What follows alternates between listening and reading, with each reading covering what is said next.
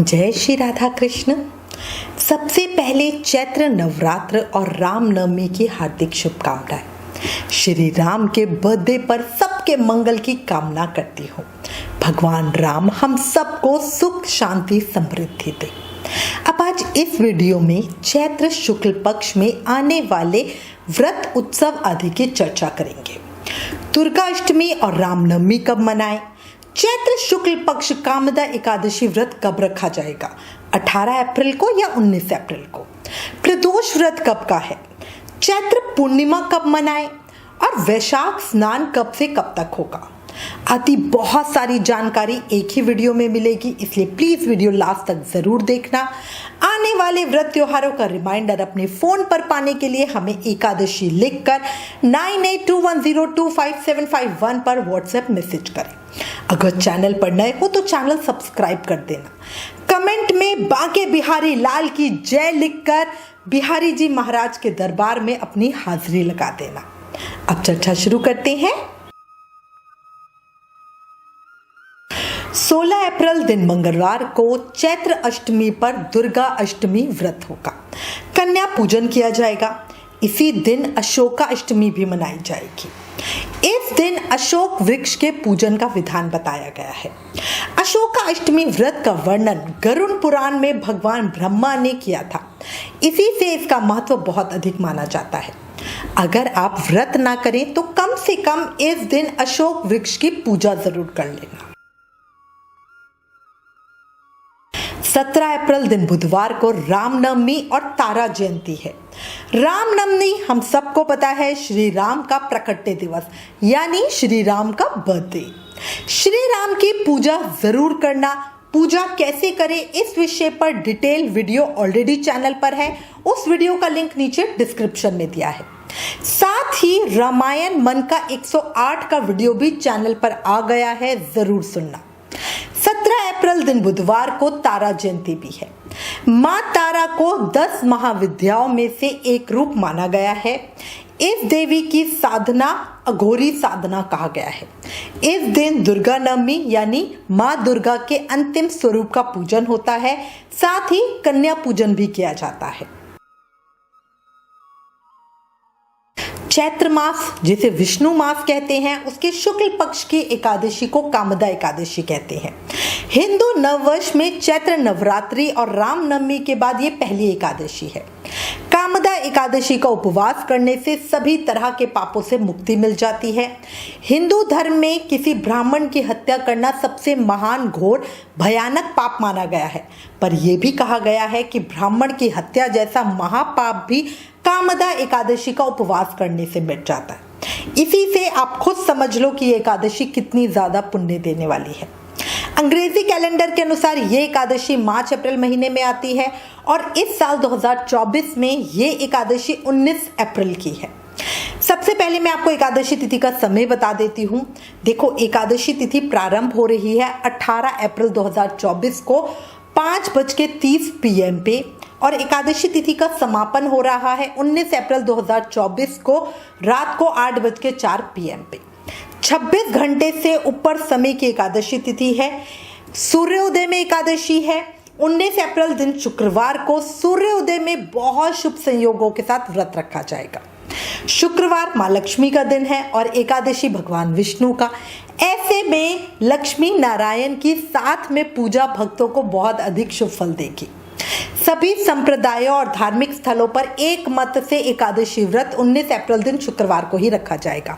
आपकी जानकारी के लिए बता दूं, बांके बिहारी जी मंदिर वृंदावन में, राधा रमन जी मंदिर वृंदावन में, इस्कॉन में, गौरिया मठ में, राधा दामोदर जी में, खाटू श्याम जी मंदिर सीकर में, उज्जैन में, सभी जगह पे एकादशी व्रत का पालन 19 अप्रैल को ही किया जाएगा। अब मैं आपको 19 अप्रैल के कुछ शुभ मुहूर्त समयों के बारे में भी बता देती हूँ। कामदा एकादशी के दिन ब्रह्म मुहूर्त सुबह 4:23 से सुबह 5:07 तक का है। वहीं अभिजीत मुहूर्त यानी उस दिन का शुभ मुहूर्त 11:54 से दोपहर में 12:46 तक का है। कामदा एकादशी के दिन आप सुबह सूर्य उदय से लेकर 10:57 AM के बीच कभी भी भगवान विष्णु की पूजा कर सकते हैं, क्योंकि उस समय रवि योग होगा। ये पूजा पाठ के लिए सबसे अच्छा योग होता है। उस समय वृद्धि योग भी होगा, उसमें आप जो भी पुण्य करोगे उसमें वृद्धि होगी, बढ़ोतरी होगी। कामदा एकादशी के तीन शुभ योग बन रहे हैं। उस दिन रवि योग सुबह 5:51 AM से सुबह 10:47 AM के बीच का है। वहीं वृद्धि योग प्रातःकाल से लेकर देर रात 1:45 तक रहेगा। उसके बाद ध्रुव योग होगा। ये तीनों ही योग कार्यों के लिए बहुत शुभ माने गए हैं। कामदा एकादशी वाले दिन मघा नक्षत्र प्रातःकाल से लेकर सुबह 10:57 AM तक है। उसके बाद से पूर्व फाल्गुनी नक्षत्र है। पांचांग ब्रह्म मुहूर्त सुबह 4:23 से 5:07 तक का है। विजय मुहूर्त दोपहर में 2:30 से 3:22 तक का है। गौधूली मुहूर्त शाम को 6:48 से 7:10 तक का है। निश्चित काल मुहूर्त रात को 11:58 से 12:42 तक का है। अशुभ समय मतलब राहु काल सुबह 10:43 से 12:20 तक का है। गुलिक काल सुबह 7:28 से 9:06 तक का है। और इस दिन दिशा शूल पश्चिम है, मतलब कुछ भी हो जाए पश्चिम दिशा की यात्रा मत करना। अब आपको पारण समय बताती हूँ। 20 अप्रैल को पारण यानी व्रत तोड़ने का जो सबसे शुभ समय है वो 5:50 AM से 8:26 AM के बीच का है। गौरिया मठ और इस्कॉन में ये टाइम 10:10 AM का है। पारण तिथि के दिन द्वादशी समाप्त होने का समय 10:41 PM का है। अच्छा, चैत्र मास के शुक्ल पक्ष की एकादशी को कृष्ण भगवान का दलोत्सव अर्थात कृष्ण पत्नी रुक्मणी का पूजन दिवस होता है। साथ ही द्वादशी को दमक रोपण द्वादशी उत्सव भी मनाया जाता है। ये सब हम 20 अप्रैल दिन शनिवार को मनाएंगे। इस उत्सव में क्या होता है, कैसे करते हैं, इसकी पूरी जानकारी पूजा विधि वाली वीडियो में डिटेल में बताऊंगी। अच्छा, भूल ना जाओ इसलिए जानकारी के लिए पहले ही बता देती हूँ। श्री बांके बिहारी जी मंदिर वृंदावन में कामदा एकादशी से फूल बंगला उत्सव प्रारंभ होता है। हमारे प्यारे ठाकुर जी अपने गर्भगृह से भक्तों के बीच में बाहर आ जाएंगे और पूरा मंदिर फूलों से महकेगा, सजेगा। फूल बंगला उत्सव की अलग ही शान और पहचान होती है। उस समय में ठाकुर जी के दर्शन करना अलग ही आनंद देते हैं। एक और चीज, 20 अप्रैल से ही तुलसी शालग्राम जलदान उत्सव भी शुरू हो जाएगा। अब कई लोग प्रश्न करते हैं कि ये उत्सव होता क्या है, तो इस उत्सव की पूरी जानकारी भी अपनी अगली वीडियो एकादशी की पूजा विधि वाली वीडियो में बताऊंगी।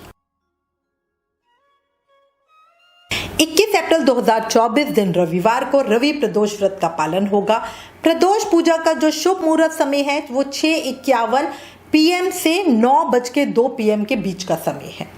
ये समय अवधि 2 घंटे 12 मिनट की है।